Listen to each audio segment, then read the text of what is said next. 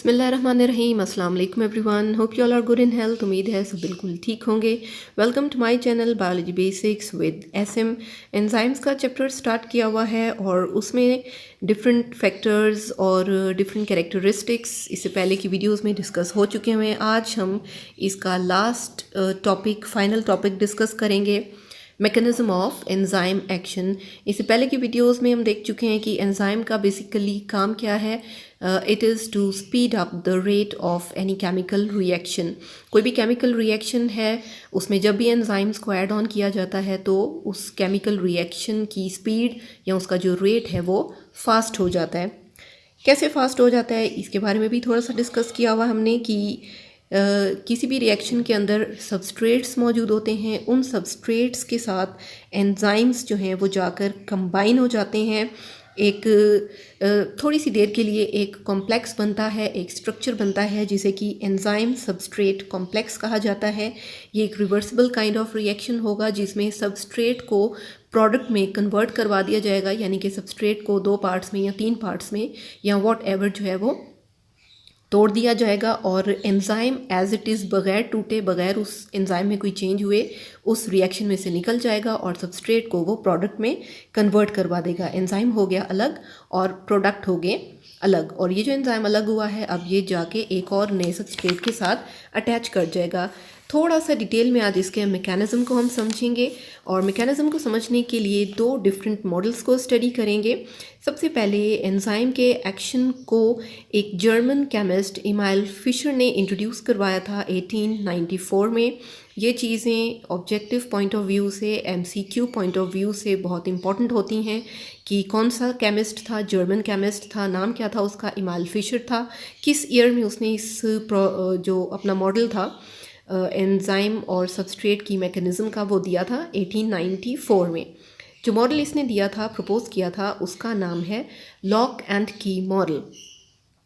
Lock and की model के मुताबिक ये हमें क्या एक्सप्लेन करते हैं कि जो एंजाइम है और जो सबस्ट्रेट है, इन दोनों की बॉडी पर, इन दोनों के ऊपर स्पेसिफिक ऐसी साइट्स मौजूद होती हैं या स्पेसिफिक ऐसी शेप्स मौजूद होती हैं जो कि एक दूसरे के अंदर फिट हो सकती हैं। थोड़ा सा इसकी डिटेल में जाने से पहले अगर आप इस चीज़ को समझ लें कि लॉक एंड की नाम क्यों रखा गया, ताला और चाबी के हिसाब से। ठीक है, अब देखें एक ताला है और लॉक है, ठीक, उसके अंदर आप हर तरह की की को इंसर्ट नहीं कर सकते। बाज़ लॉक्स तो ऐसे होंगे जिसके अंदर कोई भी की इंसर्ट हो ही नहीं सकेगी, किसी भी किस्म की चाबी उसके अंदर जा ही नहीं सकेगी। लेकिन कुछ लॉक्स ऐसे होंगे कि कोई ना कोई चाबी उसके अंदर एंटर हो तो जाएगी, इंसर्ट हो तो जाएगी, लेकिन उस ताले को, उस लॉक को वो ओपन नहीं करवा सकेगी, खोल नहीं सकेगी, है ना। ठीक है, सिर्फ एक स्पेसिफिक किस्म की की है, वो एक स्पेसिफिक किस्म के ताले को जो है वो ओपन करवा सकती है। बिल्कुल इसी तरह से इस मॉडल में भी यही एक्सप्लेन किया गया है। अब जैसे अगर आप इधर डायग्राम में देखें कि ब्लू कलर का ये जो एंजाइम शो किया गया है, इसकी ये एक एक्टिव साइट की जगह थोड़ी सी अंदर की तरफ इंसर्ट हुई हुई है, अंदर की तरफ धंसी हुई है। और ये जो ऑरेंज कलर में सबस्ट्रेट है, इसका ये नीचे से पोर्शन बाहर की तरफ थोड़ा सा आउट ग्रोथ में है, बाहर की तरफ निकला हुआ है। यानी अगर आप थोड़ा सा ज़ूम करें तो ये सबस्ट्रेट का ये जो पोर्शन है ये बड़ी आसानी से इस एक्टिव साइट के अंदर इंसर्ट हो सकता है कि नहीं। ये देखें, बन गया एंजाइम सबस्ट्रेट कॉम्प्लेक्स। इस पॉइंट पे आके ये जो सेंट्रल इनका पॉइंट बन रहा है, यहाँ पर आकर सबस्ट्रेट और एंजाइम बड़े आराम से अपनी एक्टिव साइट के थ्रू एक दूसरे में फिट हो गए हैं। बिल्कुल इसी तरह से जैसे एक परफेक्ट की अपने असली ताले में जाकर फिट हो जाती है और जब उसको थोड़ा सा घुमाया जाए तो वो लॉक ओपन हो जाता है, वो ताला खुल जाता है। इसी तरह से जैसे ही ये एंजाइम और सबस्ट्रेट आपस में फिट हो जाएंगे अच्छी तरह से, तो जो प्रोडक्ट बनेगा वो आपके सामने है। एंजाइम बड़ी आराम से सबस्ट्रेट को 2 या 3 या 4 डिफरेंट प्रोडक्ट्स में कन्वर्ट करवा के उसे फ्री कर देगा, रिएक्शन में खुला छोड़ देगा। और ख़ुद यही एंजाइम जो है ये अब मज़ीद इसी शेप के या इसी तरह की एक्टिव साइट रखने वाले सबस्ट्रेट को ढूंढेगा और जैसे ही उसे एक और ऐसा सबस्ट्रेट मिल जाएगा तो वो फिर से उसके साथ जाकर अटैच हो जाएगा और उस सबस्ट्रेट को प्रोडक्ट्स में कन्वर्ट करवा देगा एंड सो ऑन। ये रिएक्शंस जो हैं ये इसी तरह से चलते रहेंगे, रिएक्शन की स्पीड इसी तरह से बढ़ती रहेगी।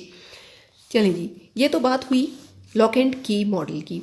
लेकिन कुछ ऐसी चीज़ें थीं जो कि क्लियर नहीं हो रही थी इस मॉडल के थ्रू, जिसके बाद फिर 1958 में एक अमेरिकन बायोलॉजिस्ट थे डैनियल कॉशलैंड, उन्होंने इस लॉक एंड की मॉडल को थोड़ा सा मॉडिफाई कर दिया, थोड़ी सी इसमें चेंजेस लेके आए और अपने तौर पे एक मॉडल का नाम दिया इसको इंड्यूस्ड फिट मॉडल का। यानी कि लॉक एंड की मॉडल की मॉडिफिकेशन करके अपने तौर पे इन्होंने इंड्यूस्ड फिट मॉडल इंट्रोड्यूस करवाया। अब इस मॉडल के मुताबिक क्या बताया गया कि जो एंजाइम है उसके ऊपर ये जो एक्टिव साइट जिसका हमने जिक्र किया कि ये कहते हैं कि ये एक्टिव साइट एक रिजिड स्ट्रक्चर, एक हार्ड स्ट्रक्चर नहीं होता, ये थोड़ा बहुत फ्लेक्सिबल होता है, इसमें थोड़ी बहुत गुंजाइश मौजूद होती है सबस्ट्रेट की शेप के मुताबिक उसको चेंज करने की। फिक्स नहीं है, ये फिट नहीं है, रिजिड नहीं है, ये थोड़ा बहुत अपने अंदर चेंजेस ला सकता है अगर तो आने वाले सबस्ट्रेट की शेप में थोड़ी बहुत चेंजेस हैं। इसको आप इस तरह से समझ लें कि जैसे ग्लव्स होते हैं, ग्लव्स स्टैंडर्ड बनाए जाते हैं, किसी एक इंसान के हाथ के मुताबिक नहीं बनाए जाते, ठीक है। किड्स के लिए, एडल्ट्स के लिए, फीमेल्स के लिए, मेल्स के लिए, सब के लिए एक डिफरेंट किस्म के स्टैंडर्ड साइज़ के ग्लव्स बनाए जाते हैं। लेकिन अब जब वो ग्लव्स डिफरेंट तरह के लोग ख़रीदते हैं और पहनते हैं, वो सबको फिट आ जाते हैं, हालांकि वो किसी एक हाथ के मुताबिक नहीं बनाए गए थे, ठीक है ना। यानी क्या मतलब है इसका कि उन ग्लव्स में थोड़ी सी फ्लेक्सिबिलिटी है कि जिस साइज़ का या जिस शेप का भी उसमें फिंगर्स इंसर्ट की जाएंगी तो वो बड़े आराम से उसको फिट कर लेगा अपने अंदर। तो सेम इसी चीज़ को एक्सप्लेन किया जाता है इंड्यूस्ड फिट मॉडल के भी हिसाब से। अब अगर इसमें आप ये ब्लू कलर के का एंजाइम देखें, इसकी एक्टिव साइट को अगर आप देखें, और साथ ही ये पिंक कलर का जो सबस्ट्रेट है आप इसकी थोड़ी सी एक्टिव जो इसकी ये साइट है जहाँ से इसने आके एंजाइम के साथ अटैच होना है, तो थोड़ा सा इसमें चेंज है, ठीक है। जो हमने पहले फिगर की वो एग्जैक्टली उसी तरह की शेप थी सबस्ट्रेट की भी जिस तरह की एंजाइम की एक्टिव साइट की थी, लेकिन यहाँ पर थोड़ा सा फ़र्क है। रिएक्शन जब होगा या ये जब एंजाइम सबस्ट्रेट कॉम्प्लेक्स बनेगा तो यहाँ पर अब आप देखें कि थोड़ी आपको चेंज नज़र आएगी एंजाइम की शेप में। एंजाइम पहले ऊपर से इस तरह थोड़ा सा राउंडेड फील हो रहा था, लेकिन अब एंजाइम सबस्ट्रेट कॉम्प्लेक्स बनने के बाद उसने अपनी शेप को सबस्ट्रेट की एक्टिव साइट की शेप के हिसाब से चेंज कर लिया है ताकि सबस्ट्रेट इसके साथ इजीली अटैच होकर रिएक्शन करवा सके, प्रोडक्ट में कन्वर्ट हो सके और फिर फ्री होकर यहाँ से निकल सके, एंजाइम में से जो है वो रिलीज़ हो जाए, ठीक है। तो ये है इंड्यूस्ड फिट मॉडल की थोड़ी सी एक्सप्लेनेशन कि पूरी तरह से रिजिड स्ट्रक्चर नहीं होता है एक्टिव साइट का, थोड़ी बहुत उसमें फ्लेक्सिबिलिटी होती है ताकि वो सबस्ट्रेट की शेप के मुताबिक अपनी शेप को चेंज कर सके।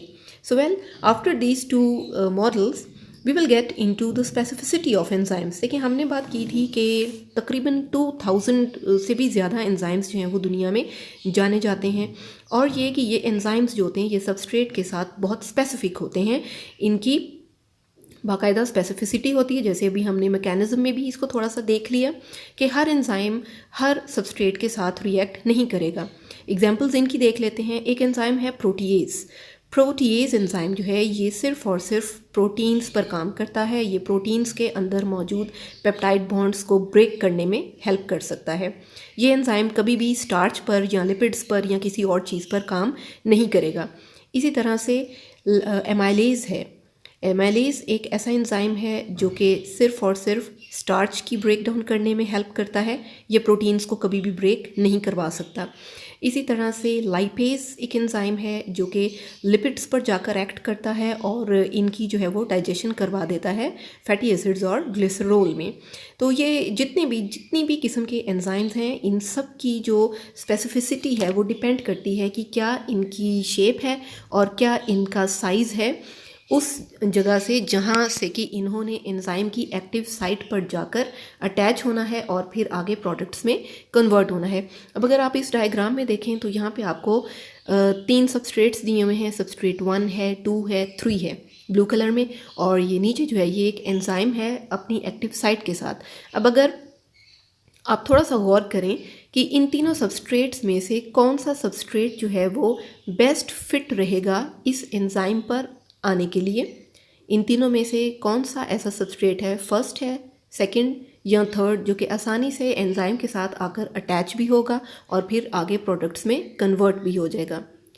सो आई एम श्योर आपको आंसर मिल गया होगा।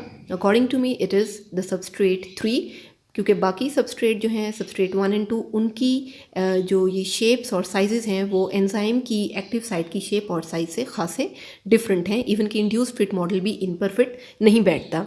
So well that's it with the enzymes chapter we come to an end. I hope आपको ये वीडियो, ये लेक्चर हेल्पफुल रहा होगा, पसंद आया होगा। इफ़ यस, आप लाइक कर सकते हैं, शेयर कर सकते हैं, कमेंट में अपना फीडबैक दे सकते हैं।